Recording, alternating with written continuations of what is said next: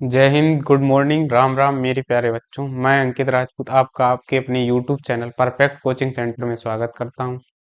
जैसा कि आप पीछे थंबनेल देख ही रहे होंगे, तो आज आपके लिए एक नया अनाउंसमेंट है। आप लोगों के लिए 2025 की एग्जाम को ध्यान में रखते हुए हमने फिजिक्स का नया बैच लॉन्च किया है, जिसमें आपको डिटेल्ड कोर्स पढ़ाया जाएगा। संपूर्ण फिजिक्स पढ़ाई जाएगी, यानी कुमार मित्तल की किताब से, जिसमें आपको पहले चैप पहले थ्योरी पढ़ाई जाएगी। उसके बाद जो पहले चैप्टर खत्म होता जाएगा, उसके न्यूमेरिकल्स भी कराए जाएंगे और न्यूमेरिकल्स सारे कराए जाएंगे।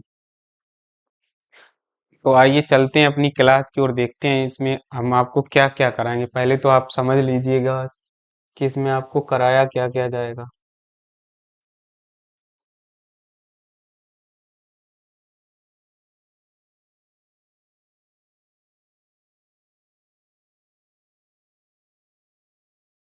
सबसे पहले तो हम अपना समझ लेते हैं पेपर का हमारा प्रारूप ही कैसा होगा। तो सबसे पहले जो हमारा पेपर होता है फिजिक्स का, वो कितने नंबर का होता है? फिजिक्स का जो हमारा पेपर होगा जाके, फिजिक्स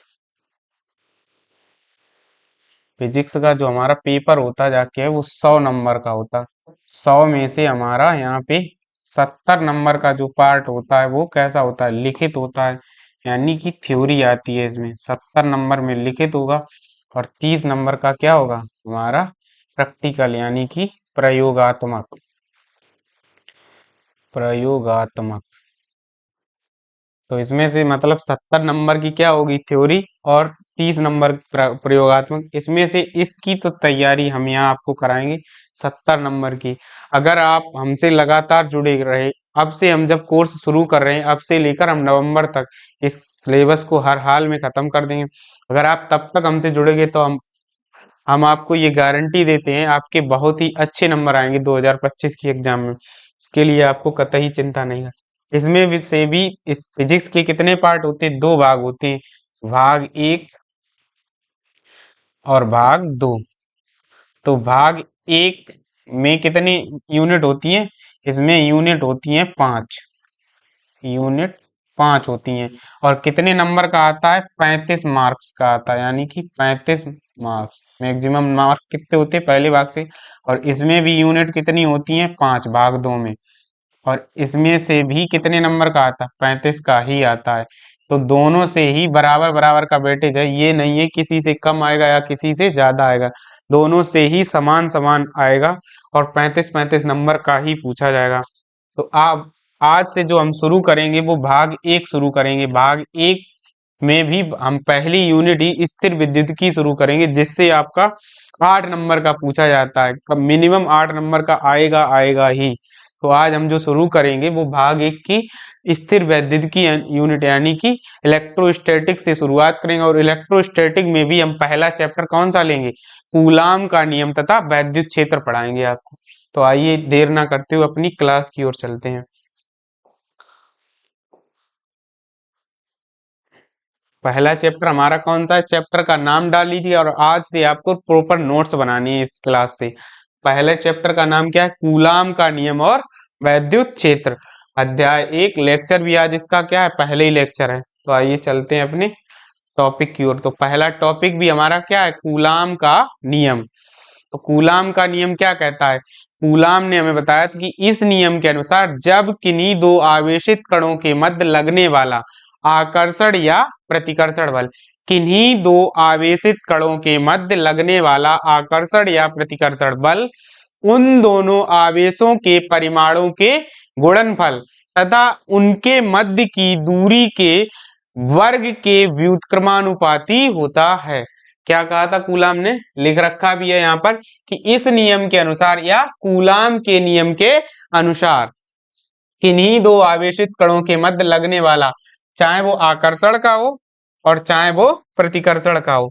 क्या करें? चाहे वो आकर्षण का हो या प्रतिकर्षण का, किन्हीं दो आवेशित कणों के मध्य लगने वाला आकर्षण एवं प्रतिकर्षण बल उन दोनों आवेशों के परिमाणों उन दोनों आवेशों के परिमाणों के गुणनफल के अनुक्रमानुपाती, यानी कि उन जैसे माना कि कोई दो बिंदु आवेश Q1 व Q2 तथा उनके बीच की दूरी क्या है? स्मॉल r है।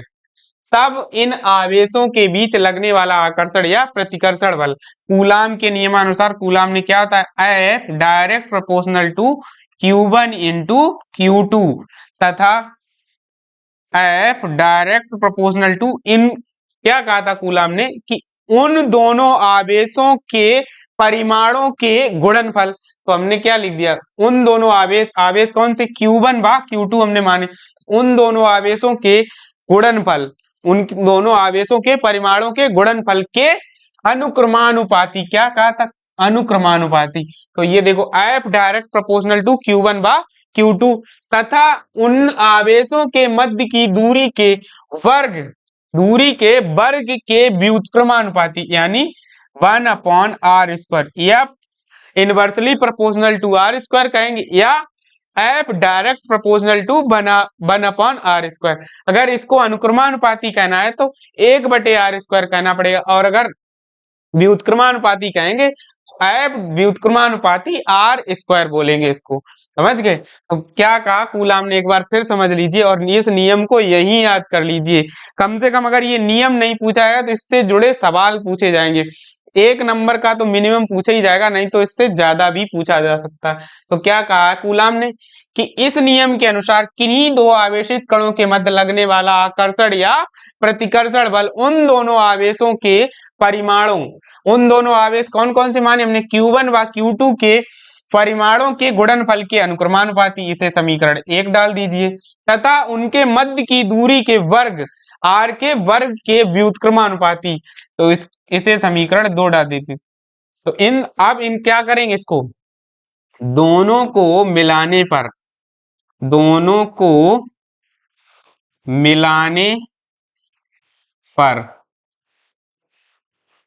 जब दोनों को मिलाएंगे तो यहां से F बराबर F डायरेक्ट प्रोपोर्शनल आएगा Q1 Q2 बटे r²। तो यहां से आगे जब हम प्रोपोर्शनल का चिन्ह हटाते हमेशा कोई ना कोई कांस्टेंट जोड़ते हैं और जोड़ते रहेंगे। तो यहां से F बराबर K Q1 Q2 और बटे r², जहां कैपिटल K एक अनुक्रमानुपाती नियतांक है जहां कैपिटल K एक अनुक्रमानुपाती नियतांक है जिसका मान 1/4πε0 होता है। आप लोग इतना नोट कर लीजिए फिर चलते हैं अगली स्लाइड पर। एक बार और नियम को पढ़ लीजिए। किन्हीं दो आवेशित कणों के मध्य लगने वाला आकर्षण एवं प्रतिकर्षण बल उन दोनों आवेशों के परिमाणों के गुणनफल के अनुक्रमानुपाती तथा उनके मध्य की दूरी के वर्ग के व्युत्क्रमानुपाती होता है। दोनों को मिला के यहाँ से F बराबर K Q1 Q2 upon r², जहां K का मान क्या है 1/4πε0। तो आइए चलते अगली स्लाइड पर देखते हैं आगे। अभी इसको हल करेंगे और जब यहां से इसको हल करेंगे तो K का मान रखेंगे तो हमारा यहां से F बराबर क्या आ जाएगा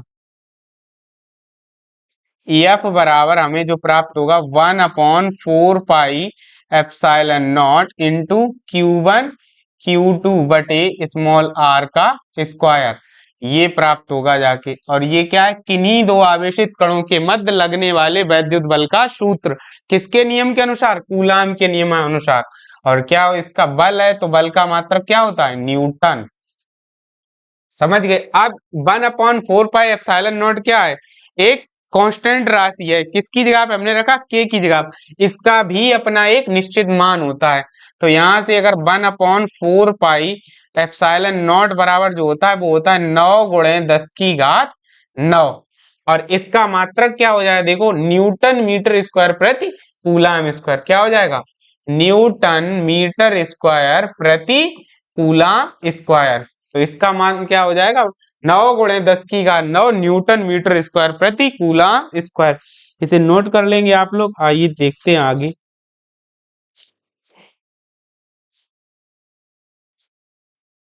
अब यहां से जहां एप्सिलॉन नॉट क्या है, हमारा एप्सिलॉन नॉट है निर्वात की, जहां एप्सिलॉन नॉट निर्वात की वैद्युतशीलता, निर्वात की वैद्युतशीलता है, निर्वात की वैद्युतशीलता। अब देखो, यदि ये दोनों आवेश अभी तो वायु में रखे हुए हैं, मान लीजिए वायु के स्थान पर इन्हें किसी माध्यम में रख दिया जाए, जैसे तेल मोम अथवा पानी वगैरह किसी माध्यम में रख दिया जाए, तो एप्सिलॉन नॉट के स्थान पर एप्सिलॉन नॉट इंटू के रखना पड़ेगा हमें यहाँ पर।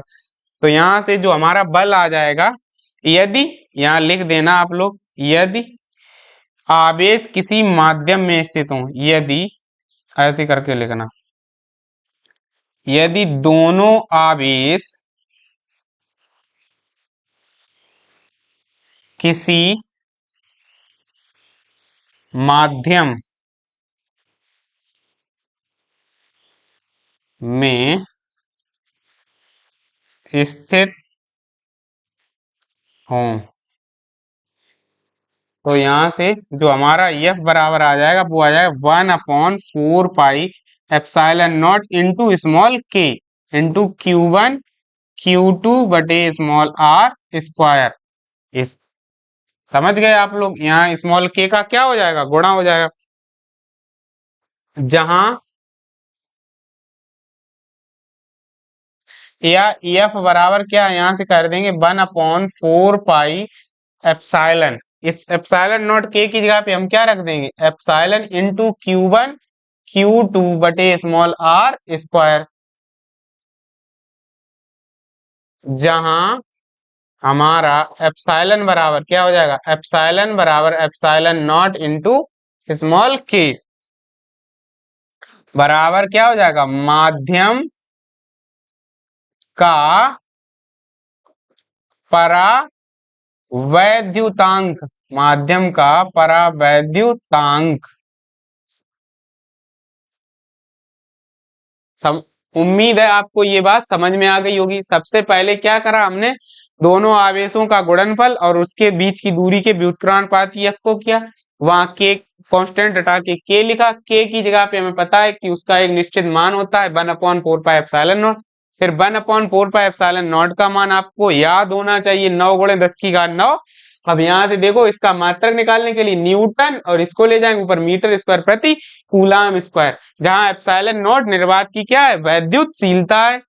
तो यदि दोनों आवेशों को किसी माध्यम, अगर जैसे कि अभी तो वायु में रखे हुए हैं, यदि दोनों आवेश किसी माध्यम में रखे हो तो उनके बीच लगने वाला वैद्युत बल क्या हो जाए, F बराबर 1/4 pi epsilon into Q1 Q2 upon small r square, जहां एप्सिलॉन बराबर एप्सिलॉन नॉट इंटू स्मॉल के बराबर माध्यम का परावैद्युतांक। आइए चलते हैं नेक्स्ट स्लाइड पर। अब देखते हैं अगला क्या, कूलाम के नियम के आधार पर एक कूलाम की परिभाषा। तो यहां से देखो कूलाम का नियम क्या है, हमें पता ही होना चाहिए पहले तो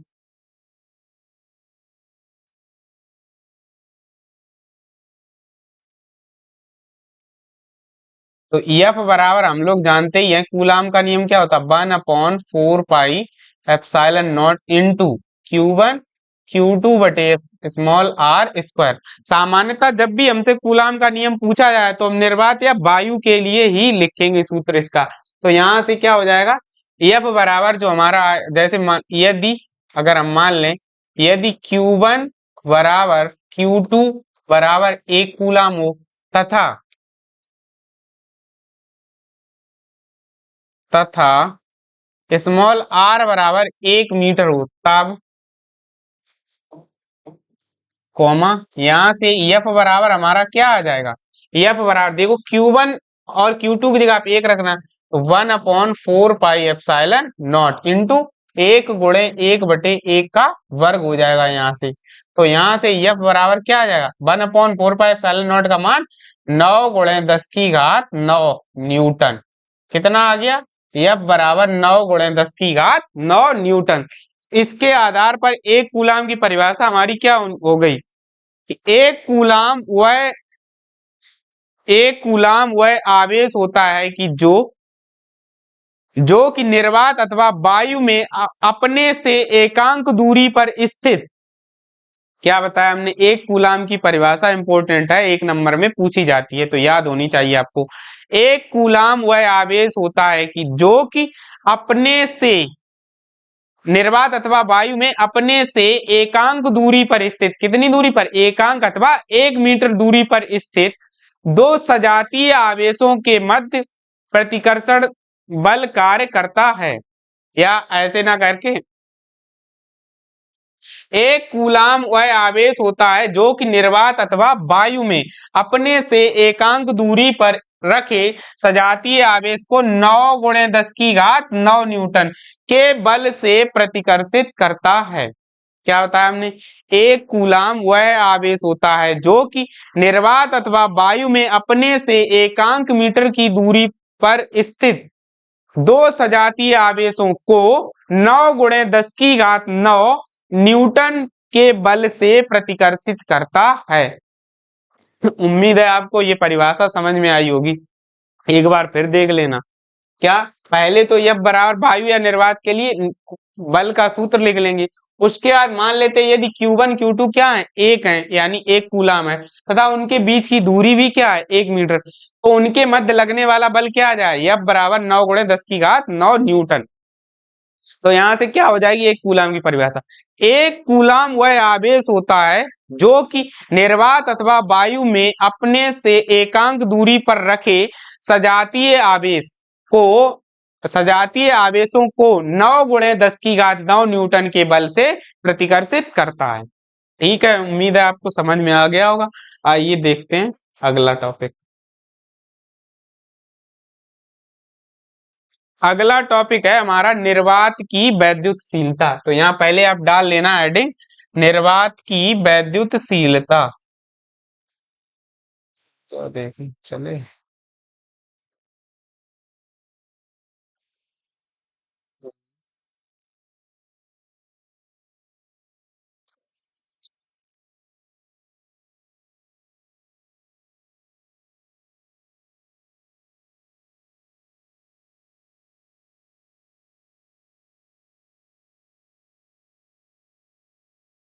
यहाँ पर डाल लेना आप लोग हेडिंग, निर्वात की वैद्युत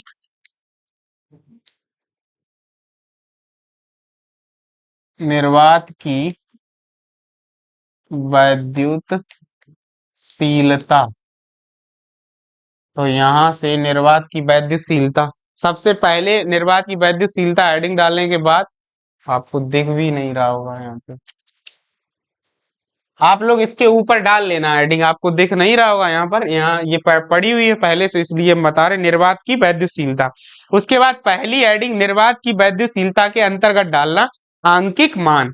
तो देखो निर्वात की वैद्युतशीलता के लिए हम जानते हैं, क्या जानते हैं, हम जानते हैं कि जो EF बराबर होता है, क्या होता है, 1/4πε0 इंटू Q1 Q2/r²। इतना तो हम लोग जानते ही हैं। यहाँ से यदि, यहाँ से देखो, यदि Q1 बराबर Q2 बराबर क्या हो, 1 कूलाम हो,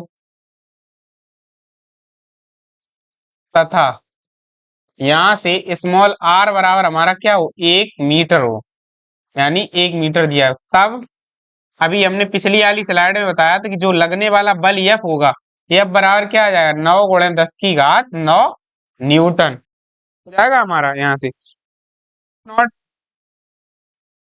यहाँ से हमें पता क्या चल गया कि F बराबर कितना आ जाएगा, 9 × 10⁻⁹ न्यूटन। तो यहाँ से जब हम इसे हल करेंगे तो यहाँ से देखो क्या हो जाएगा, इसी सूत्र से, तो ε0 बराबर क्या आ जाएगा, 1/4π, F को नीचे ले आएंगे, एप्सिलॉन को ऊपर ले जाएंगे, इंटू Q1 Q2/r² हो जाएगा। यहाँ से अब क्या करेंगे, इन सबके मान रख लेंगे, तो ε0 बराबर जो निकालेंगे हमारा 1/4 इंटू पाई का मान 3.14 गुणे बल कितना आया हमारा, 9 × 10⁻⁹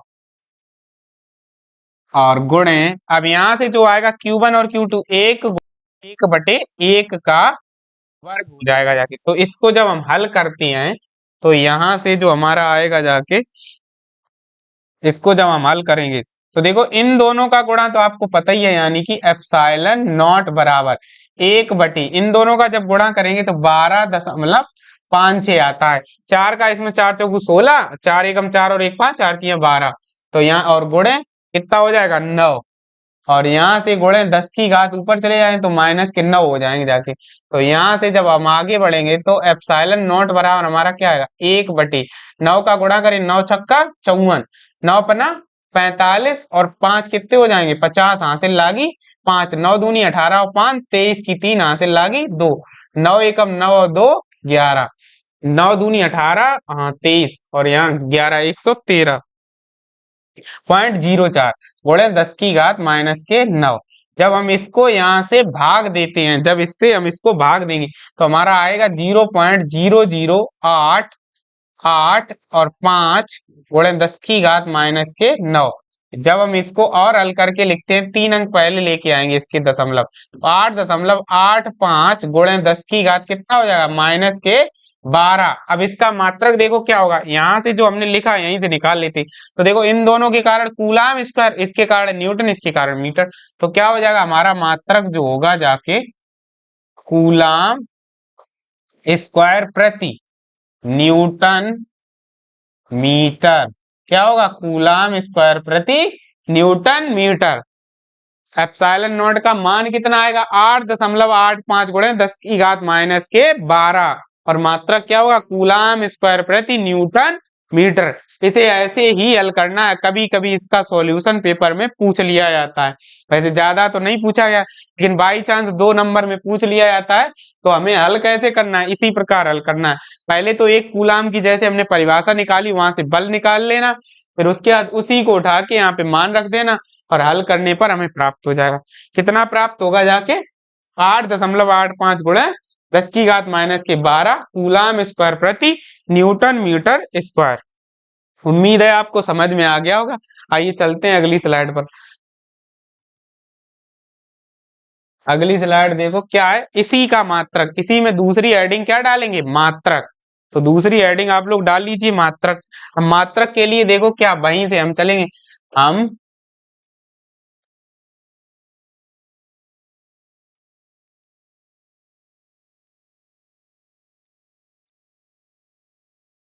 क्या है, हम जानते हैं कि, हम जानते हैं कि, क्या जानते, एफ बराबर जो बल अभी हमने लिखा था 1/4 pi epsilon naught into Q1 Q2 बटे स्मॉल आर स्क्वायर। तो यहाँ से जो ये एप्सिलॉन नॉट का हमें चाहिए मात्रक, तो एप्सिलॉन नॉट का मात्रक बराबर क्या हो जाएगा 1/4 पाई एफ गुणे Q1 Q2 बटे स्मॉल आर स्क्वायर का मात्रक, इसी के बराबर तो होगा जाके। तो यहां से एप्सिलॉन नॉट का मात्रक बराबर क्या हो जाएगा,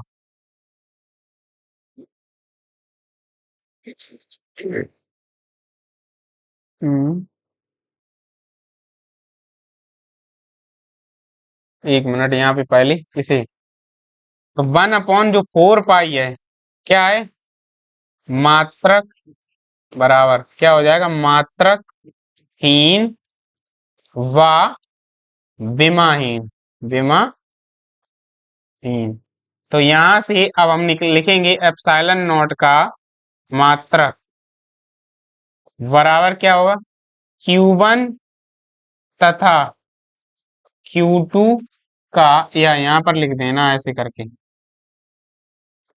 Q1 गुणे Q2 का मात्रक, और नीचे क्या आ जाएगा F का मात्रक गुणे, F का मात्रक गुणे आर स्क्वायर का मात्रक। जब हम इसे हल करेंगे तो एप्सिलॉन नॉट का मात्रक बराबर क्या आ जाएगा Q1 Q2 का मात्रक क्या हो जाएगा कूलाम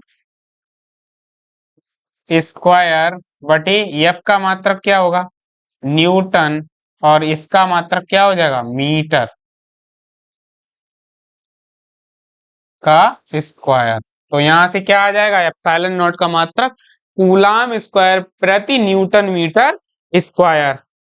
उम्मीद है आपको समझ में आया होगा। तो एप्सिलॉन नॉट का मात्रक क्या है, कूलाम स्क्वायर प्रति न्यूटन मीटर स्क्वायर। नोट कर लीजिएगा आप लोग। आइए देखते हैं अगला। तो अगली स्लाइड है विमीय सूत्र। इसी में तीसरी हेडिंग डाल लीजिए, एप्सिलॉन नॉट का विमीय सूत्र। तो इसका विमीय सूत्र कक्षा 11 में आप लोग विमाएं पढ़ चुके हैं, तो उम्मीद है कि आपको थोड़ा बहुत तो विमाएं आती होगी। बाकी हम यहाँ निकाल के तो आपको दिखाएंगे विमा कैसे निकाली जाती है। बिल्कुल वैसे ही निकालेंगे जैसे पिछले स्लाइड में हमने पहले मात्रक उसके बाद विमा में चेंज कर देंगे। तो देखो यहाँ से क्या है,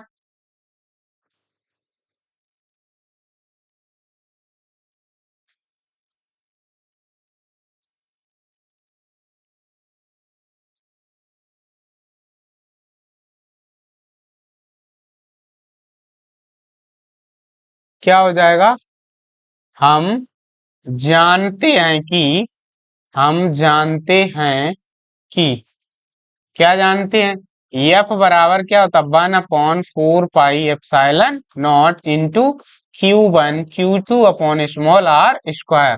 तो यहाँ से एप्सिलॉन नॉट बराबर क्या हो जाएगा, 1/4 पाई एफ इंटू Q1 Q2 बटे स्मॉल आर स्क्वायर। परंतु यहाँ से वही क्या हो जाएगा, 1/4 पाई क्या है, विमाहीन व मात्रकहीन।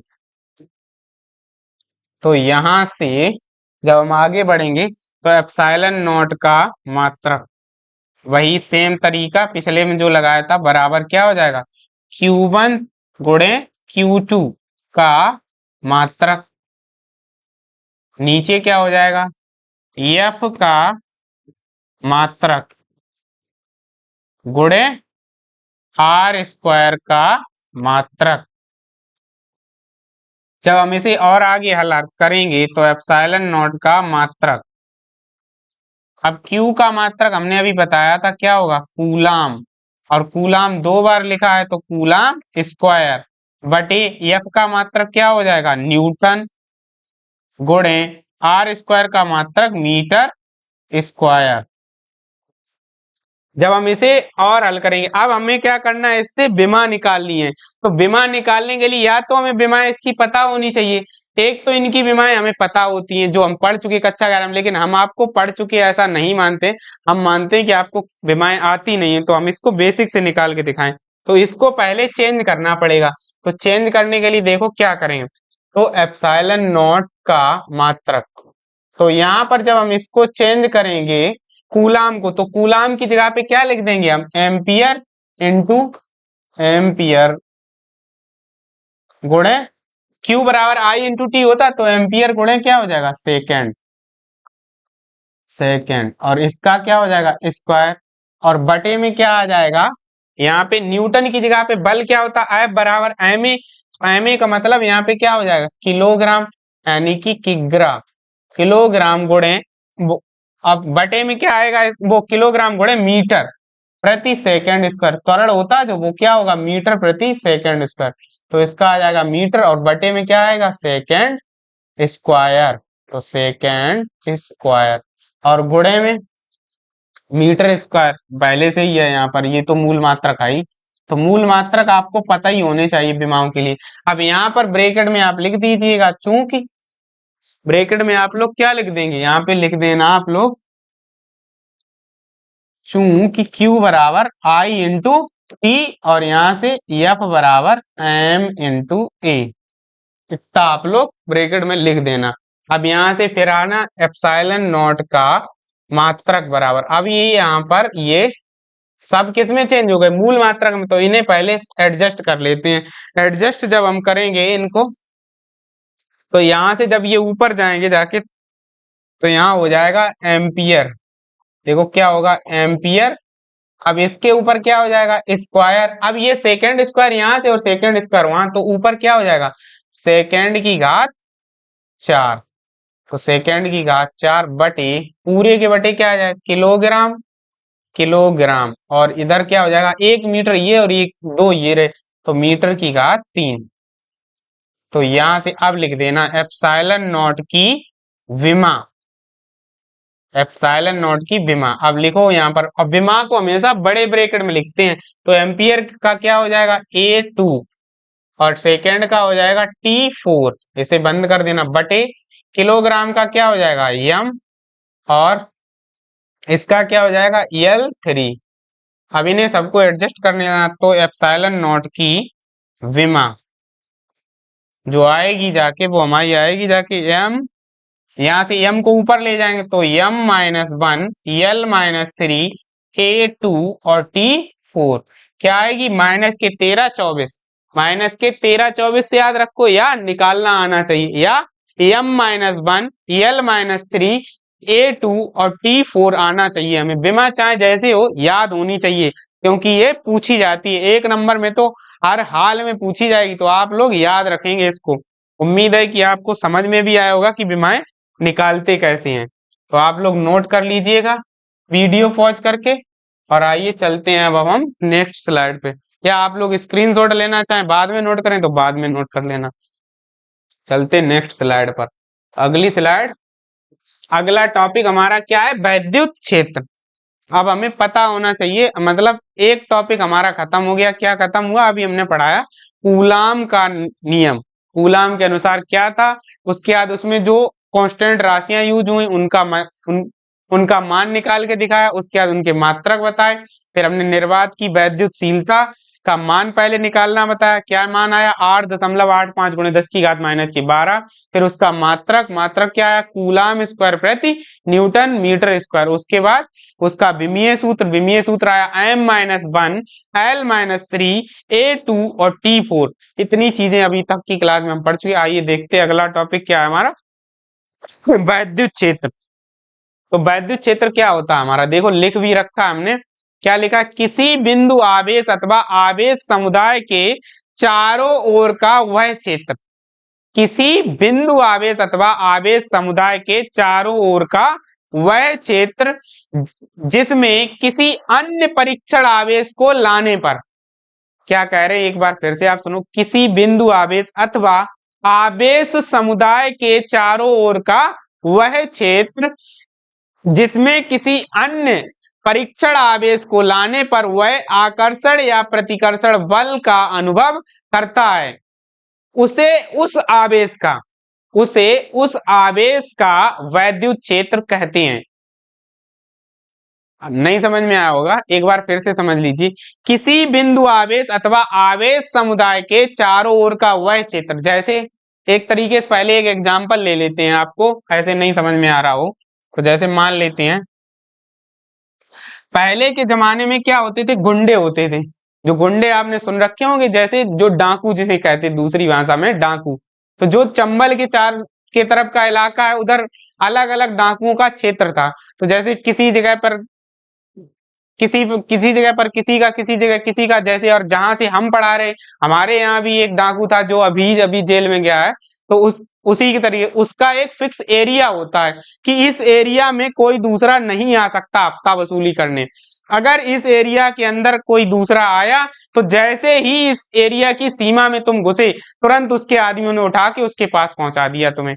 तो ये क्या हुआ, उस गुंडे का खुद का क्षेत्र क्रिएट किया हुआ कि जिसमें कोई दूसरा बाहर से आया उसे तुरंत अपनी तरफ खींच लिया या बाहर धकेल दिया। उसके आदमियों ने या तो उससे कहा तुम बाहर चले जाओ, नहीं बाहर गए तो उसे उठा के उसी के पास ले आए, तो ये उसके चारों ओर का क्षेत्र, यानी उस गुंडे के चारों ओर का क्षेत्र। ऐसे ही यहाँ क्या कह रहा है, प्रश्न कह रहा मतलब वैद्युत क्षेत्र के लिए बिल्कुल सेम बात है कि किसी बिंदु आवेश, जैसे मान लेते कोई बिंदु आवेश जे रहा Q, तो इसके चारों ओर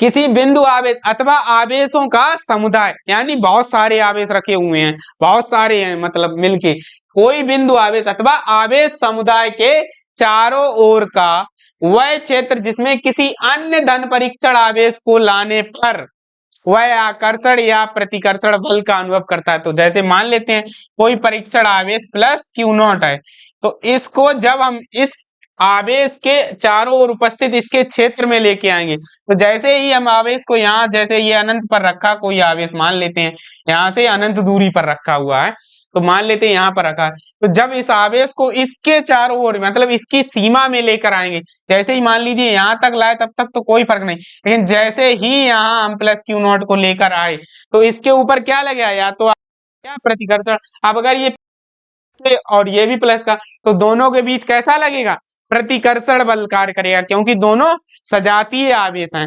तो सजातीय आवेश जो होते हैं वो एक दूसरे को क्या करते हैं, प्रतिकर्षित करते हैं। जैसे प्लस और प्लस, प्लस और प्लस एक दूसरे को हमेशा प्रतिकर्षित करेगा, और माइनस भी एक दूसरे को हमेशा प्रतिकर्षित करेगा। जब दो समान प्रकार के आवेश होंगे हमेशा एक दूसरे को प्रतिकर्षित करेंगे, लेकिन जब एक प्लस होगा और दूसरा माइनस होगा तो हमेशा क्या करेंगे, आकर्षित करेंगे। हमने वैद्युत क्षेत्र के लिए क्या था, जैसे ही इसके पास आएगा ये इसको दूर की ओर धकेलेगा, यानी बाहर की ओर धकेलेगा। अब बाहर की ओर धकेलना यानी एक अलग से बल का अनुभव करना, ये बल का अनुभव करना ही क्या है, वैद्युत क्षेत्र। किसका, उस आवेश का जिसके पास इसको हम लेकर आए हैं, इसका उस आवेश का जिसके पास हम इसको लेकर आए। तो वैद्युत क्षेत्र की परिभाषा क्या हुई, को किसी बिंदु आवेश अथवा आवेश समुदाय के चारों ओर का वह क्षेत्र जिसमें किसी अन्य धन परीक्षण आवेश को लाने पर वह आकर्षण अथवा प्रतिकर्षण बल का अनुभव करता है, वह उस बिंदु आवेश का वैद्युत क्षेत्र कहलाता है, या उसे उस बिंदु आवेश का वैद्युत क्षेत्र कहते हैं। उम्मीद है आपको परिभाषा समझ में आई होगी, नोट कर लीजिएगा परिभाषा। आइए चलते हैं नेक्स्ट स्लाइड पर। अगली स्लाइड हमारी क्या है, अगली स्लाइड है वैद्युत क्षेत्र की तीव्रता। वैद्युत क्षेत्र और वैद्युत क्षेत्र की तीव्रता में अंतर है, दोनों चीजें आप लोग याद रखिएगा। बहुत थोड़ा सा अंतर है, परिभाषा में भी ज्यादा नहीं, लेकिन फिर भी अलग अलग चीजें हैं दोनों। तो देखो क्या है वैद्युत क्षेत्र की तीव्रता, हेडिंग डाल लीजिए आप लोग और देखिए समझिए क्या लिखा रखा है कि किसी वैद्युत क्षेत्र में स्थित किसी धन परीक्षण आवेश पर लगने वाला वैद्युत बल, क्या लिखा है, किसी वैद्युत क्षेत्र में स्थित किसी धन परीक्षण आवेश पर लगने वाला वैद्युत बल F तथा धन परीक्षण आवेश, इसको धन यानी प्लस क्यू नॉट, धन परीक्षण आवेश के अनुपात को उस बिंदु पर वैद्युत क्षेत्र की तीव्रता कहते हैं। क्या है समझना एक बार फिर से, कि मतलब किसी वैद्युत क्षेत्र में स्थित, अब मतलब क्षेत्र पहले से ही स्थापित हो चुका है, आवेश के चारों ओर पहले से ही क्षेत्र स्थापित हो चुका है। तो क्या बोल रहे हैं हम, किसी वैद्युत क्षेत्र में स्थित किसी धन परीक्षण आवेश, जैसे ये मान लीजिए कोई वैद्युत क्षेत्र रहा है, ये इसी क्षेत्र में स्थित कोई धन परीक्षण आवेश प्लस क्यू नॉट मान लीजिए है, तो किसी वैद्युत क्षेत्र में स्थित धन परीक्षण आवेश पर लगने वाला बल F तथा धन परीक्षण आवेश प्लस क्यू नॉट के अनुपात को, यानी कि बल F तथा धन परीक्षण आवेश प्लस क्यू नॉट के अनुपात को उस बिंदु पर वैद्युत क्षेत्र की तीव्रता कहते हैं, उस बिंदु पर वैद्युत क्षेत्र की तीव्रता कहते हैं। उम्मीद है आपको वैद्युत क्षेत्र की तीव्रता की परिभाषा समझ में आएगी। तो E बराबर या वेक्टर E बराबर क्या होगा, vector F upon plus Q not, और इसका मात्रक बल का मात्रक क्या होता है, न्यूटन, और नीचे क्या है आवेश, तो इसका क्या हो जाएगा, कूलाम, तो न्यूटन प्रति कूलाम होता है। वैद्युत क्षेत्र की तीव्रता का मात्रक क्या होता है, न्यूटन प्रति कूलाम। परिभाषा आपको समझ में आई होगी। आइए चलते हैं नेक्स्ट स्लाइड पर। अगली स्लाइड है वैद्युत क्षेत्र की तीव्रता की मात्रक एवं विमा। तो यहां से क्या निकालेंगे हम, तीव्रता के लिए मात्रक और उसकी विमा। तो कहां से, अभी हमने जो आपको सूत्र पढ़ाया वहीं से, और आज की क्लास का ये अंतिम टॉपिक है। तो क्या होगा, हम जानते हैं कि क्या जानते हैं, E बराबर F अपॉन क्यू नॉट। तो यहां से E का जो मात्रक होगा जाके E का मात्रक बराबर क्या होगा, F का मात्रक और बटे क्या हो जाएगा, क्यू नॉट का मात्रक। तो जब हम इसे और आगे हल करेंगे तो यफ का मात्रक अभी हमने बताया था, यफ क्या है? बल। तो बल का मात्रक क्या होगा? न्यूटन। तो यहाँ हो जाएगा न्यूटन बटे क्यू का मात्रक क्या होगा? कूलाम। तो क्यू का मात्रक क्या हो जाएगा? Q coulomb.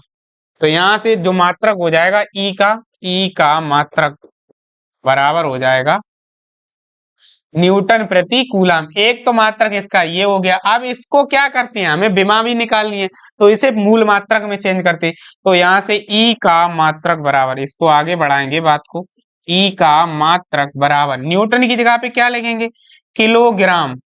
किलोग्राम और इनटू मीटर प्रति सेकंड स्क्वायर। किलोग्राम मीटर प्रति सेकंड स्क्वायर, एफ बराबर एम ए से, और पूरे के बटे क्या हो जाएगा? कूलाम। कूलाम की जगह पे भी लिख देना एम्पियर इंटू सेकेंड, एम्पियर गुणे सेकेंड। और ऊपर जी यहाँ सेकंड स्क्वायर है, सेकंड स्क्वायर नीचे आ जाएगा। तो यहाँ से देखो हमारा क्या हो जाएगा जाके, ई का मात्रक। अच्छा यहाँ पर एक चीज मेंशन और कर लेना आप लोग साइड में, यहाँ लिख देना चूंकि एफ बराबर क्या होता? M A. हमने जो ऊपर वाली बात लिखी एफ बराबर एम ए, और ये नीचे वाली बात लिखी क्यू बराबर आई गुणा टी से, ठीक है। तो यहाँ से ई का मात्रक बराबर, अब इनको हल कर देंगे तो यहाँ से सेकंड स्क्वायर नीचे चला आएगा, ऊपर बचेगा किलोग्राम गुणे मीटर बटे नीचे क्या चला आएगा? एम्पियर गुणे सेकंड की घात 3। तो एम्पियर गुणे सेकंड क्यूब, सेकंड की घात 3, ठीक है। अब यहां से जब हम इसे और हल करेंगे तो इन्हें ऊपर ले जाएंगे, तो ई का मात्रक बराबर यहां से क्या हो जाएगा? किलोग्राम, अब इसको उठा के ले जाओ kilogram metre into ampere inverse, ampere inverse, और सेकंड की घात -3, -3। तो लिख देना यहाँ से ई की विमा, यहाँ से ई की विमा बराबर क्या होगा? यम यल A-1 और T-3। ई की विमा क्या आ जाएगी? यम यल A-1 T-3, या इसे अरेंज कर देना यहाँ से, और तो ई की विमा बराबर क्या हो जाएगा? यम यल T-3 A-1। उम्मीद है आपको ये भी समझ में आएगा। मात्रक और विमा निकालना अभी 1-2 चैप्टर में हम निकलवाएंगे, तो आप लोग निकालना सीख लीजिएगा, और आगे से आप लोग खुद निकालने की कोशिश करना। और परिभाषा भी हर बार आप लोग खुद बनाना सीखें। कहाँ से? सूत्र से। अभी हम आपको और सिखाएंगे बनाना, इसके लिए आप परेशान ना हो। आज ये पहली क्लास थी हमारी, तो इसमें आपको हमने बताया, अभी आपने यहाँ तक सीखा होगा। उम्मीद है आपको क्लास अच्छी भी लग रही होगी। अगर आपको क्लास अच्छी लग रही है तो इसे अपने यार दोस्तों के साथ शेयर जरूर करें, और क्लास अच्छी लगे तो नीचे कमेंट कर दिया करें, और क्लास में जो भी कमियां हो वो आप लोग हमें हमारे व्हाट्सएप नंबर लिख लीजिएगा, आप लोग इस पे जरूर बताएं, और नीचे क्लास में कमेंट भी कर दिया करें कि सर क्लास में ये कमी रही है, आपने ये गलत पढ़ाया, इसको सर थोड़ा और करेक्ट करिएगा। हमारा नंबर है 7007711953, नोट कर लीजिए आप लोग। और अगर क्लास अच्छी लग रही हो please like share and subscribe. आप लोगों को एक बार फिर से होली की हार्दिक शुभकामनाएं। रंगों के इस त्योहार में भगवान आपके जीवन में खुशियों के रंग भर दे, आप लोग सदैव ऐसे ही हंसते मुस्कुराते रहें। तो Jai Hind to all of you. आज की क्लास के लिए बस इतना ही, मिलते हैं अगली क्लास में अगले टॉपिक के साथ, और तब तक के लिए हमसे जुड़े रहिए आप लोग।